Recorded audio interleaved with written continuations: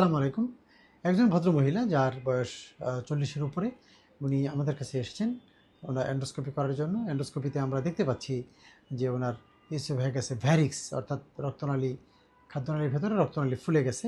ইসোফেজের ভ্যারিক্স থাকার প্রেক্ষিতে আমরা যখন ভেতরে গেলাম তখন আমরা দেখতে পাচ্ছি যে ওনার স্টমাকে রয়েছে কনজেস্টিভ গ্যাস্ট্রোপ্যাথি, যেটি পোর্টাল প্রেশার বেড়ে যাওয়ার কারণে, লিভারের প্রেশার বেড়ে যাওয়ার কারণে হয়, এবং একটি বেশ বড় ধরনের ফান্ডাল ভ্যারিক্স, যেটি খুবই ঝুঁকিপূর্ণ।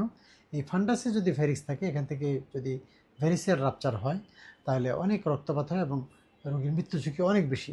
এই জন্য ফান্ডাল ভ্যারিক্স থাকলে যদি কারো সিরোসিস বা নন সিরোটিক যে কোনো কারণেই পোর্টাল হাইপারটেনশন হোক, এবং পোর্টাল হাইপারটেনশনের কারণে যদি ফান্ডাল ভ্যারিক্স বা ইসোফেজের ভ্যারিক্স থাকে, তাহলে এটি এন্ডোস্কোপিক ভ্যারিসিয়াল লাইগেশন বা ইভিএল এবং ফান্ডাল ভ্যারিক্সে গ্লু ইঞ্জেকশনের মাধ্যমে এটি ভ্যারিসিয়াল অবলিটারেশন আমাদের টার্গেট থাকে। অবলিটারেট করতে পারলে এই হঠাৎ করে ভ্যারিসিয়াল রাপচারের কারণে রক্ত বমি হয়ে মৃত্যু ঝুঁকি অনেকটাই কমে যায়।